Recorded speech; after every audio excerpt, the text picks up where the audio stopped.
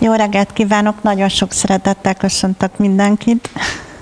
Most itt kell állnom, mert a videófelvétel ide van bekötve, úgyhogy most nem fogok sétálgatni.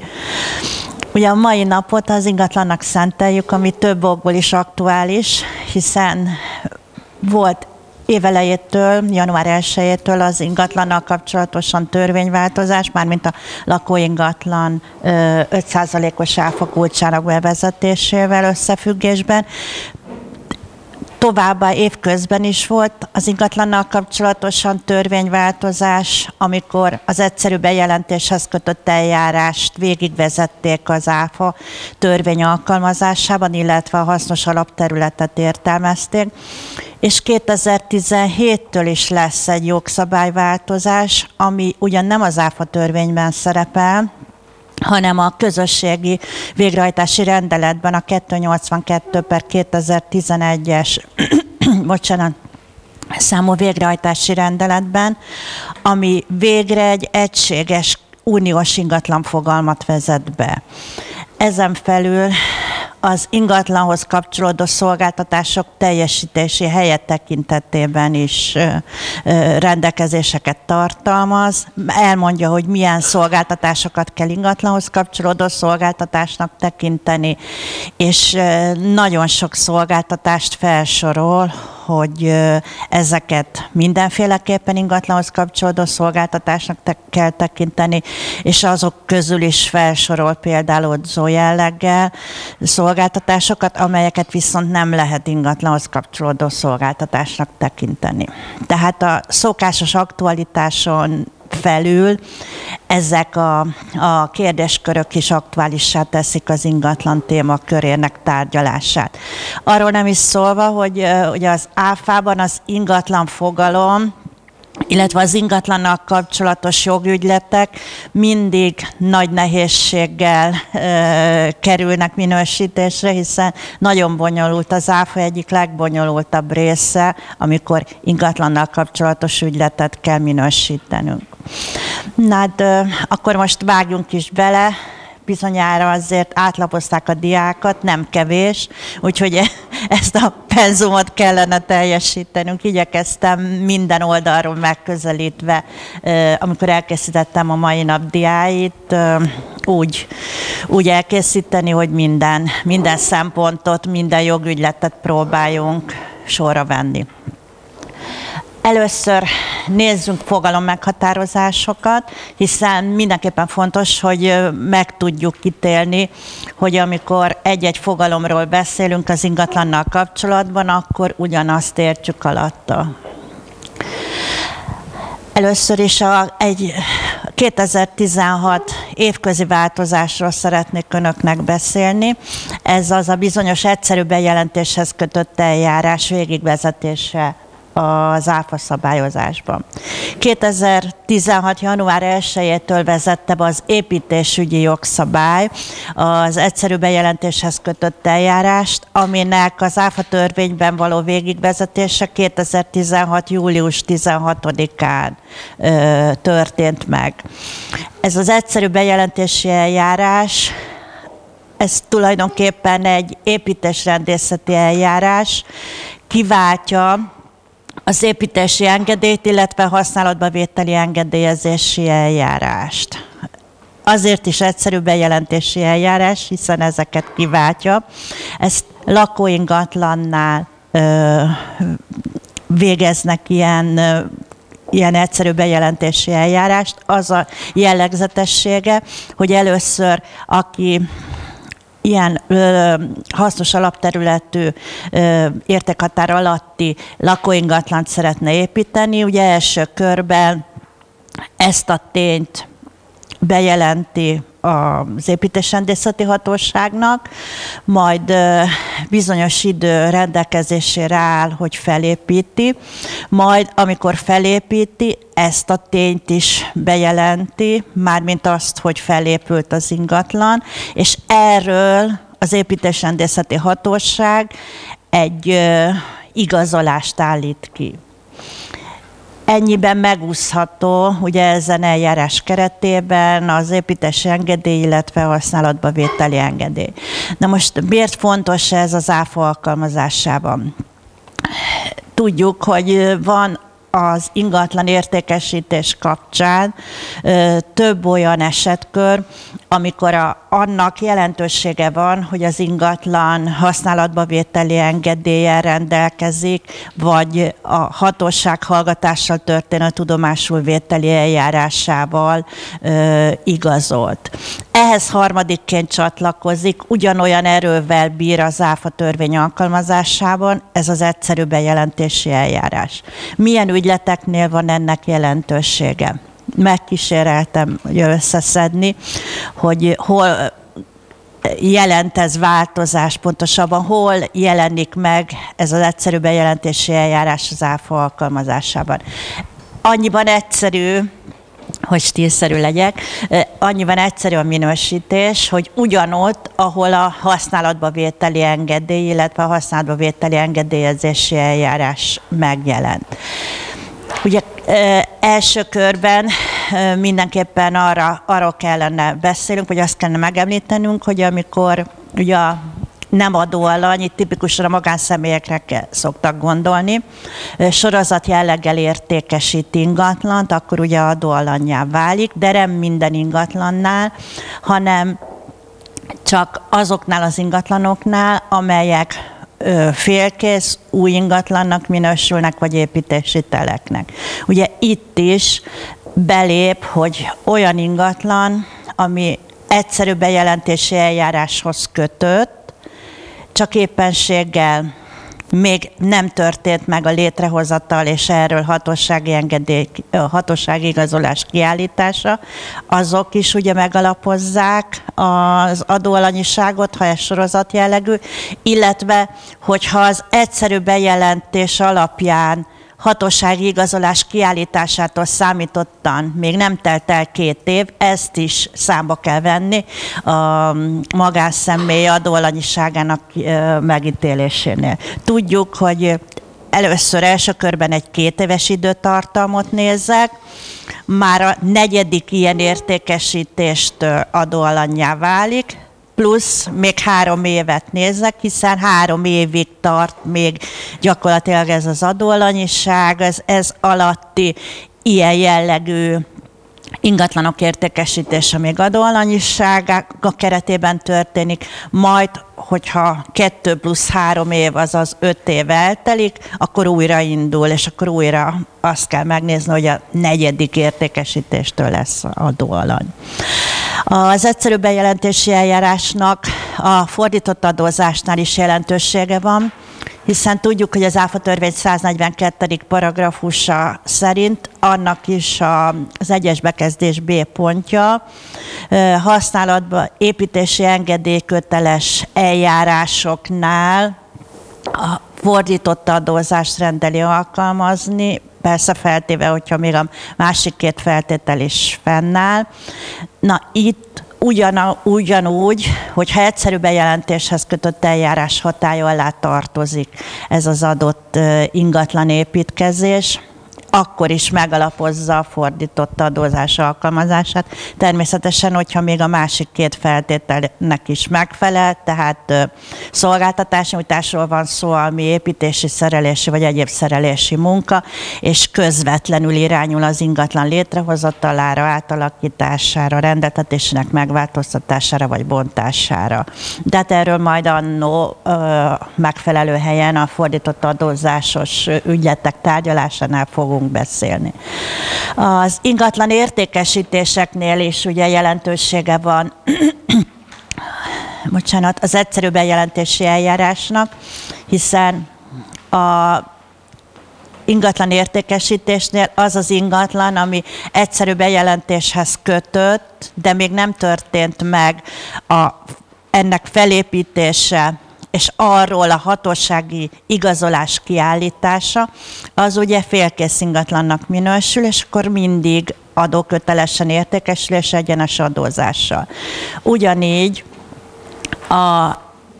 ettől az egyszerű bejelentési eljárás alapján a hatósági igazolás kiállításától kell számítanunk a 2 éves időtartamot, amíg újnak minősül az adott ingatlan. Ugye az új ingatlan értékesítésre szintén igaz az, hogy ez mindig adóköteles, és mindig egyenes adózással adózik. Továbbá a lakóingatlan értékesítésének 5%-os adókulcsának megalapozásánál is fontos ez az egyszerű bejelentési eljárás, hiszen tudjuk, hogy ott is, hogyha a meghatározott hasznos alapterület alatt van az az adott lakóingatlan, ami értékesül, csak akkor vonatkozhat rá az 5%-os áfakulcs, hogyha félkésznek, illetve újnak minősül. Ugye itt is az egyszerű bejelentési eljárás alapján a felépítésről kiállított hatósági igazolástól kell számítanunk az új 2 éves időtartamot. És nyilvánvaló a félkészet pedig ez előtti állapotú ingatlan az, ami félkésznek tekintendő. És az úgynevezett régi ingatlannál is az egyszerű bejelentési eljárás bejön, hiszen hogyha az egyszerű bejelentési eljárás alapján kiállított hatósági igazolástól számítottan 2 év már eltelt az értékesítéskor, akkor ez úgynevezett régi ingatlanként, vagy használt ingatlanként, mindegy, hogy hívjuk, adómentességgel jár főszabály szerint, de erre választható adókötelezettség. Ha pedig adókötelezettséget választott az eladó, akkor kerül elő, ha megfelelő személyi körbe benne van a vevő, a fordított adózás. Tehát ezekben az esetekben lényeges az egyszerű bejelentéshez kötött eljárás, ami most évközben került be az ÁFA törvénybe. Most ezután további az ingatlannal kapcsolatos fogalom meghatározásokat nézzünk. Nagy problémát okozott eddig, hogy nincsen egységes ingatlan fogalom. Eddig nem csak arról van szó, hogy Magyarországon nem volt egységes ingatlan fogalom, hanem uniós szinten sem volt egységes ingatlan fogalom. A különböző jogügyletek tekintetében mást kell ingatlannak tekintenünk az ÁFÁn belül is. Most nézzük meg az egyes jogügyletekhez kapcsolódó ingatlan fogalmat. Az ÁFA törvény 10. paragrafus D pontja termékértékesítésnek minősíti azt az alapvetően egy építési szolgáltatás jellegű ügyletet, amikor előre meghatározott építési szakaszoknak megfelelő készültségi fokra felépíti, és abban a készültségi fokban átadja a vállalkozó megrendelőnek az ingatlant. Ugye ezt általában a generálkivitelező fővállalkozó és a megrendelő közötti ügylet szokott ez lenni. Tehát aki nem csak egy-egy részmunkát vállal, hanem azt vállalja el, hogy egy meghatározott készültségi fokratokkal, vonóval felépíti az ingatlant. Ezt az ÁFA törvény 10. paragrafus D pontja úgy fejezi ki, hogy építési munkával létrehozott ingatlan átadással jogosultnak, amely a ingatlan nyilvántartási bejegyzésre kerül. Tehát e tekintetben azt tekintjük ingatlannak, amely ingatlan nyilvántartási bejegyzésre kerül. Itt az ingatlan nyilvántartási bejegyzésre kerülés tényét nem szabad komolyan venni, erről majd fogunk a fordított adózás kapcsán beszélni, hiszen ez ott lényeges, mert ez az ügylet, ha megfelelő személyi feltételek fennállnak, ez fordítottan adózik a 142. paragrafus 1-es bekezdés A pontja szerint. Illetve, hogyha lakóingatlanról van szó, akkor az 5%-os áfakulcs erre az ügyletre, és csak is erre alkalmazható az építés keretében. Természetesen normál értékesítésnél alkalmazható, de hogyha építkezésre kerül sor, erről is fogunk majd beszélni, csak hogyha ilyen jellegű építés keretében kerül sor az ingatlan létrehozatalára, akkor alkalmazható az 5%-os áfakulcs. Tehát itt azt lehet mondani, hogy azt tekintjük ingatlannak, amely az ingatlan nyilvántartásba bejegyzendő, ugyanakkor sokkal tágabb fogalmat ért ez alatt az adóhatóság, mint ami valóban az ingatlan nyilvántartásba bejegyzendő. Ebből több jogvita is van, mert a kúria pedig szűken értelmezi ezt. Tehát az adóhatóság meghatározása szerint ide tartoznak a közművek is, a vezetékek is, ide tartozik az út, és ide tartozik az az eset is, amikor az adóalany a saját tulajdonában lévő telken, mondjuk egy gyártelepen felhúz mondjuk egy plusz csarnokot vagy irodaépületet. Ugye ez azért tartottam lényegesnek kiemelni, hogy ez is ide tartozik, mert az ingatlan nyilvántartás tulajdoni alaprészén ez nem kerül bejegyzésre, hiszen ott csak az új tulajdoni hányadok kerülnek bejegyzésre. Ez pedig nem keletkeztet új tulajdoni hányadot, mert a saját telkén építi, tehát ez eddig is az ő tulajdonában volt. Viszont az ingatlan nyilvántartási térképen vagy vázrajzon fel kell tüntetni, ezért az adóhatóság hivatalos értelmezése ezt is ide tartozónak tekinti, tehát hogyha ilyen módon kerül sor az ingatlan felépítésére, az is, ha megfelelő személyfeltételek fennállnak, az is fordítottan adózik.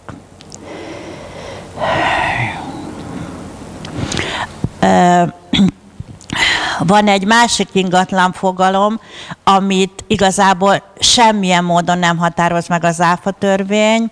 Ezt a 142. paragrafus 1-es bekezdés B pontja tekintetében szoktuk figyelembe venni, ami ugye a másik fordított adózásos esetkör, ahol csak annyit mond az ÁFA törvény, hogyha építési hatósági engedélyköteles beruházás során merül föl az adott munka, hogyha a szolgáltatásnak minősül és építési szerelési munkának, és az ingatlan létrehozatalára, átalakítására, rendeltetésének megváltoztatására, bontására irányul, az is ugye ide tartozó, fordítottan adózó ügylet. Hát itt ugye két dolgot kell figyelembe vennünk, majd ezt a fordított adózásnak fogjuk tárgyalni. Egyrészt, hogy mit is értünk építési hatósági engedélykötelesnek, mert az minősül első feltételként ingatlannak. Másrészt, amikor azt nézzük viszont, hogy melyek azok a munkák, amelyek az ingatlan létrehozatalához szükségszerűen alkalmasak, vagy szükségszerűen kellenek, és közvetlenül kapcsolódnak, vagy a bontásához.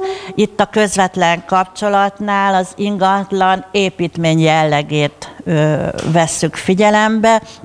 Ugye itt visszaszoktunk nyúlni az épített környezet alakításáról és védelméről szóló törvényhez, amely ugye olyan általános meghatározást ad, hogy minden helyhez kötött műszaki alkotás, akár a terepszinten, akár alatta, akár felette van, ingatlannak minősül, hogyha ennek a térnek a megváltoztatásával jött létre.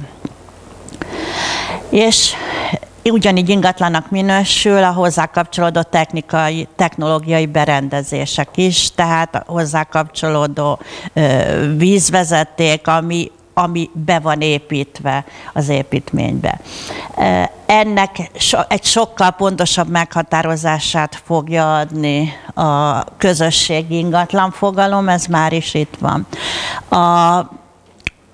A Európa Tanács megváltoztatta, pontosabban inkább úgy mondom, hogy kiegészítette az egyébként közvetlenül hatályos 282/2011-es tanácsi végrehajtási rendeletet, a 1042/2013-as tanácsi végrehajtási rendelettel. Ennek a hatályba lépése, ami bevezette közösségi szinten az ingatlan fogalmat, 2017. január 1-e. Most azt kell tudni a tanácsi végrehajtási rendeletekről, hogy ezek a létező legerősebb jogforrások azért, mert ezek nem csak hogy közvetlenül hatályosak, hanem külön törvényi, tagállami törvényi implementáció nélkül is közvetlenül alkalmazandók. Tehát ez nem olyan, mint az irányelv, mint az ÁFA irányelv, ami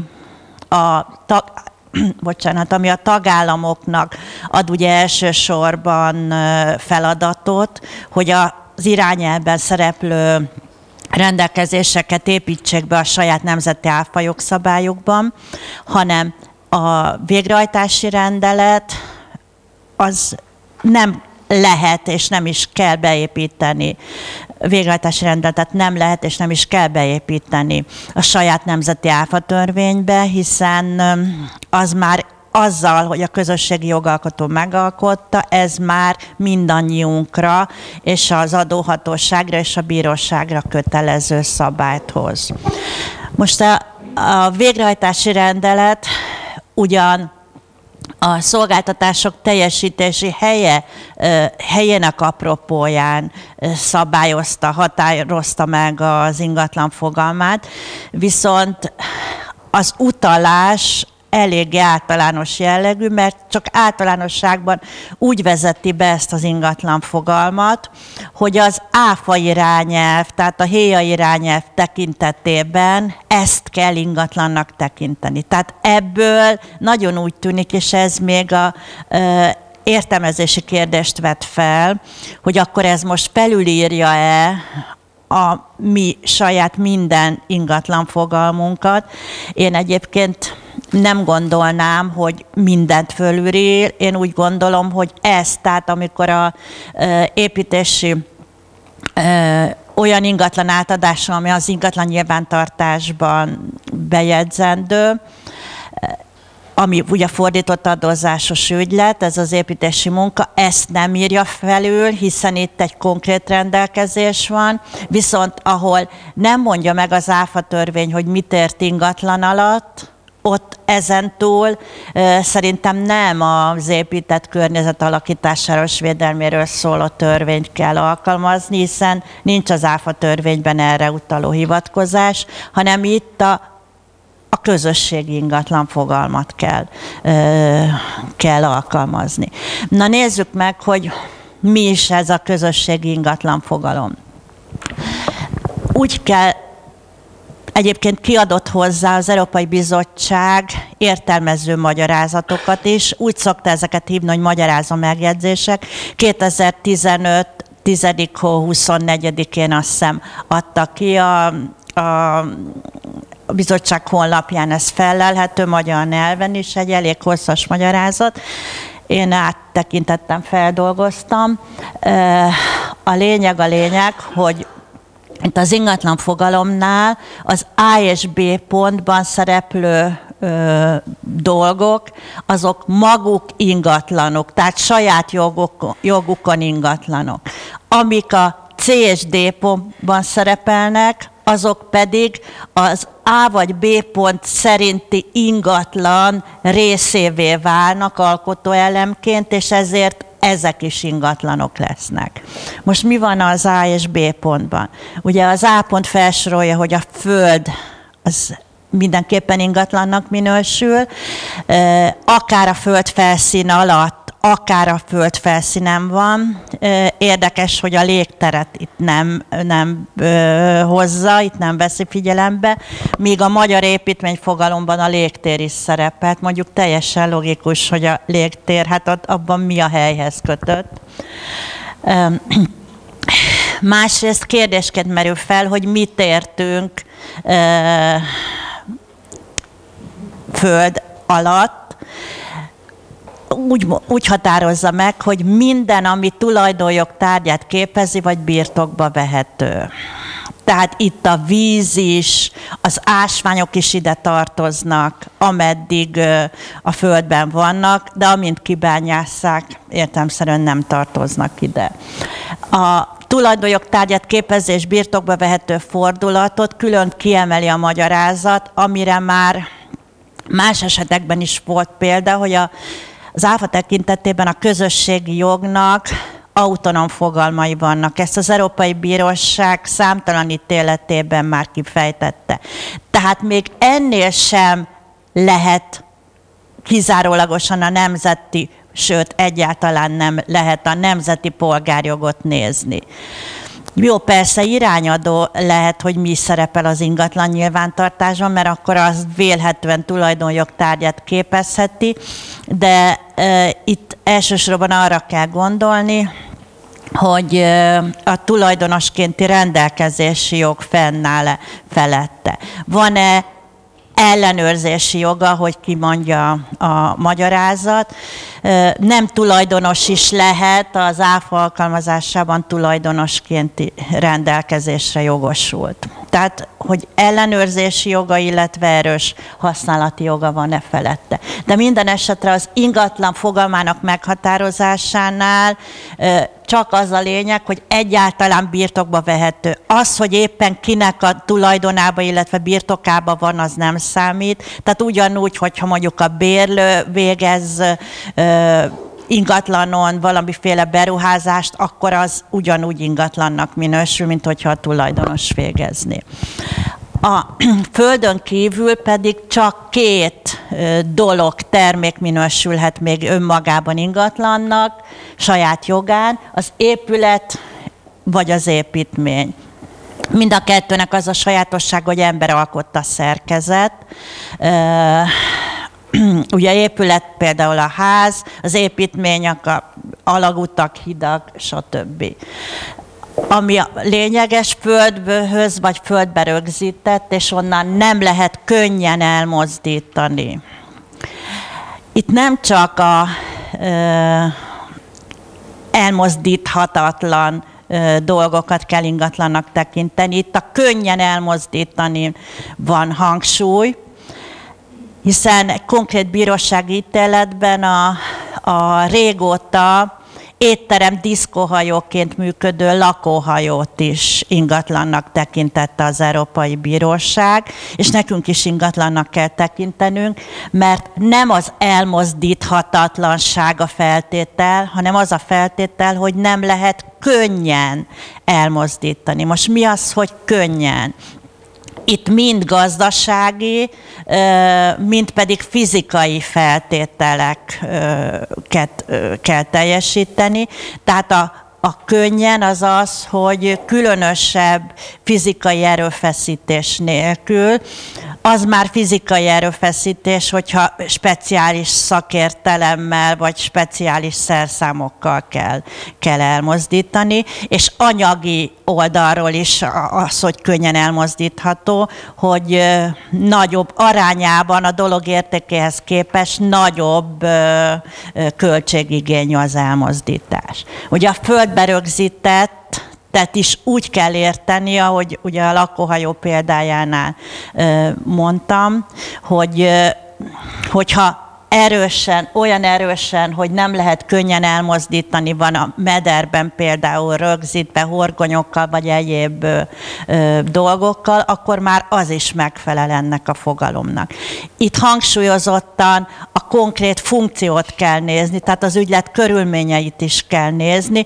Ebben a konkrét esetben ez ingatlanként viselkedett, ingatlanként bántak vele, hiszen egyáltalán ugyan potenciálisan lehetett volna vele hajózni, de nem arra használták már évek óta, hanem egy fix helyen lerögzítve étteremként és diszkóhajóként funkcionált.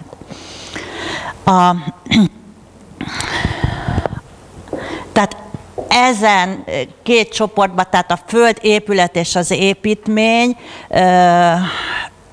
hogyha valami hozzá csatlakozóan alkotóelemmé válik, akkor az is ingatlan lesz, tehát az azon folytatott munkák is ingatlanhoz kapcsolódó munkáknak minősülnek. Ugye az első, tehát a C pontnál olyan alkotóelemről van szó, amely szerves részét képezi az ingatlannak, beépítették, és olyan alkotóelemek, amelyek nélkül az ingatlan nincs befejezve. Itt hangsúlyozottan az ingatlan funkcióját kell nézni, tehát arra az adott rendeltetésre, amire szánták, hogyha enélkül, a beépített alkotóelem nélkül nem lenne befejezve, nem tudná azt a funkciót ellátni, akkor az is az ingatlan részének minősül, tehát az ilyen szolgáltatást is személyi feltételek fennállása esetén, meg hogyha egyéb feltételek fennállnak, ingatlanhoz kapcsolódó szolgáltatásnak kell tekintenünk.